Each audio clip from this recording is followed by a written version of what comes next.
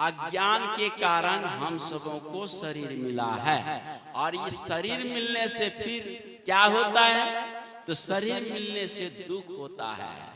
दुख तरह तरह के होता है, चाहे कितना भी मंजिल कुछ बना लो, बस दुख ही दुख है। कहा ये शरीर क्या है? ये सनातन अनादि वृक्ष है। इस वृक्ष में दो चार फल हैं। क्या? धर्म, अर्थ, काम और मोक्ष, ये चार फल लिखा गया है। और दो फल और लिखा गया, सुख और दुख। शरीर मिलने से सुख और दुख मिलता है।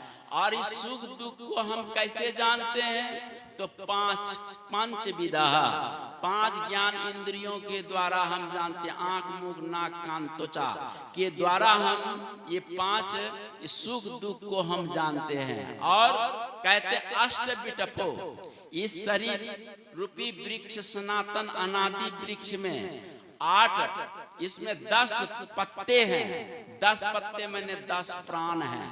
और 8 विटपो, 8 क्या है?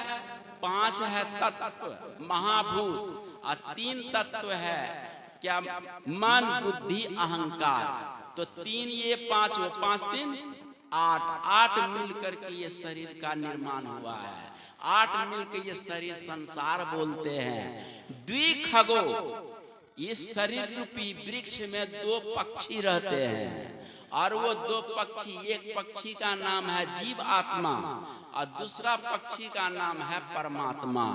ये 2 शरीर रूपी वृक्ष में 2 शाखा है। एक शाखा पर परमात्मा रूपी पक्षी बैठ करके देखता रहता है, कुछ खाता पीता भोगता नहीं है।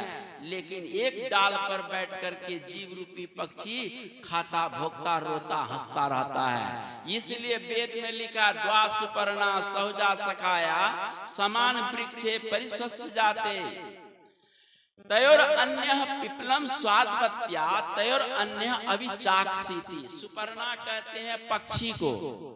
पक्षी 2 पक्षी है, जीव आत्मा रूपी पक्षी और परमात्मा रूपी पक्षी। तयोर अन्य स्वादवत्या, मतलब दोनों में एक स्वाद रूपी भोग को वो भोगता रहता, सुख दुख को भोगता रहता है। लेकिन एक पक्षी अभिचाक्षिति, वो सिर्फ केवल देखता रहता, टुक टुक देखता रहता है। आपके सुख दुख में कोई हिस्सादारी नहीं है। अब इस पर एक लघु प्रसंग में सुना के आपको समझाऊं। एक के घर में दोनों हैं, एक सुखी और एक दुखी है।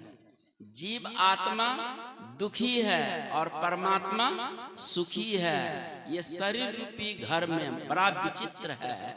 इसका चिंतन संतों ने किया, बड़ा विचित्र है। जीव आत्मा रूपी पक्षी इस शरीर रूपी घोंसला में दुखी है, कितना भी कुछ करे ये दुखी है। और परमात्मा रूपी पक्षी वो सुखी है।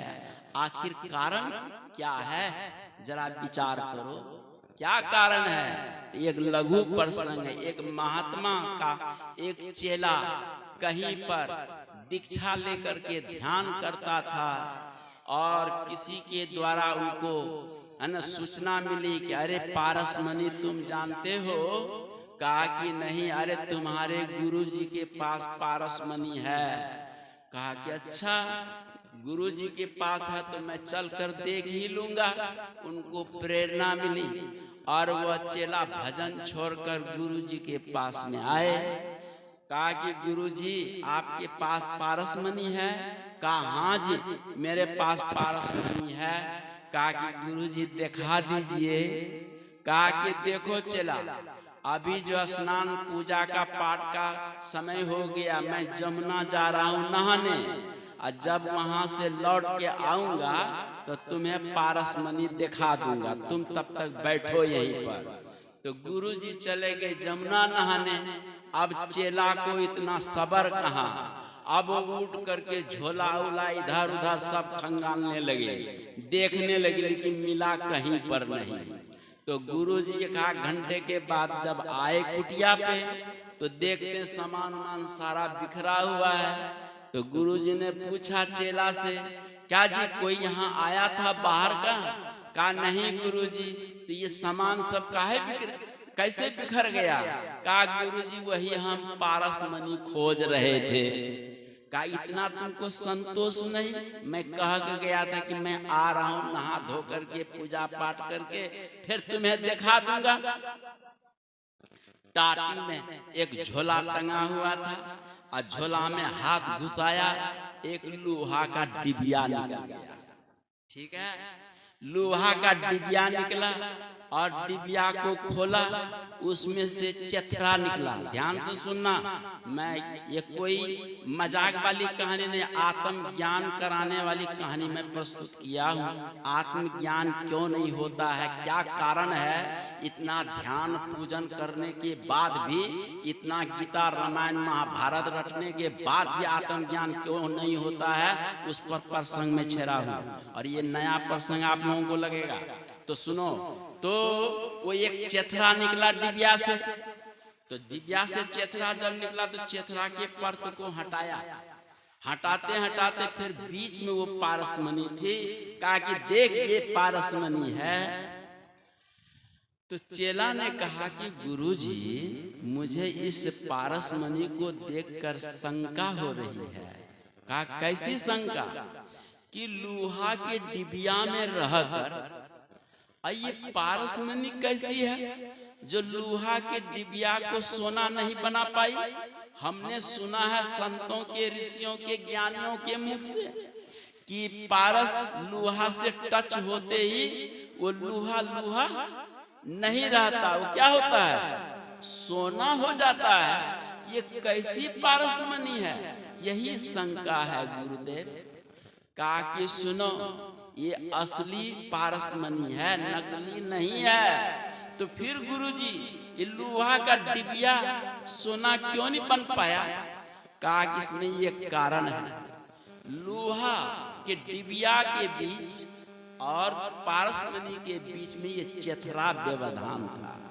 ये कपड़ा जो मैंने लिपट के रखा, ये पारसमणि को लोहा से सटने नहीं दिया, जिसके कारण ये लोहा का डिबिया सोना नहीं बन पाया। यही कारण है। तो आइए अब हम आपको समझाएं लोहा का डिबिया और पारसमणि के बीच। तो पारसमणि है परमात्मा और लोहा का डिबिया है जीव आत्मा। ध्यान देना। और दोनों के बीच में ये चेथरा का मतलब ये है अज्ञान, इसी का नाम है अविद्या। और हमारे संत मत में इसी अविद्या का नाम है आवरण, पटत्रय। क्या बोलते हैं?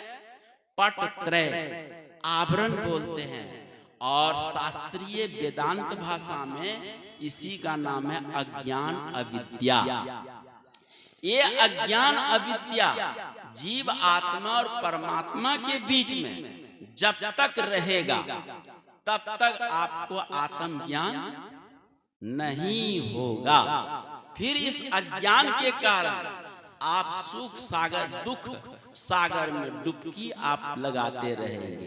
इसीलिए संतों ने कहा कि अविद्या अज्ञान को हटाना चाहते तो कोई बंदूक की गोली से नहीं हटा सकते, न तो तुम पूजा पाठ से हटा सकते हो, क्योंकि पूजा पाठ से भी कुछ न कुछ पुण्य उत्पन्न होता है, अविद्या और उठती जाती है, समझे। तब फिर इसके लिए संतों ने कहा कि आत्मा का अनुसंधान मतलब ध्यान करो। ध्यान करते करते करते करते धीरे धीरे ये चेथरा मन अज्ञान घिसते घिसते, जैसे रसरी आवत जावत है, सिल पर परत निशान वाली बात है, ठीक है ना। तो वैसे ही वह सिल पर निशान जब पड़ेगा तो अविद्या अज्ञान वो खत्म हो जाएगा, आवरण खत्म हो जाएगा। फिर आत्मा और परमात्मा दोनों मिलकर एक ही एक हो जाएगा। फिर मुक्तो अहम शिवो अहम अद्वैतम केवलम, वो केवल शिव ही होगा, अद्वैत हो जाएगा। फिर द्वैत रहेगा ही नहीं उनके जीवन में। मंगलम अमोघम शक्ति, वो मंगल स्वरूप हो जाएगा। ऐसे करने के लिए ये आपको ध्यान करना है। ये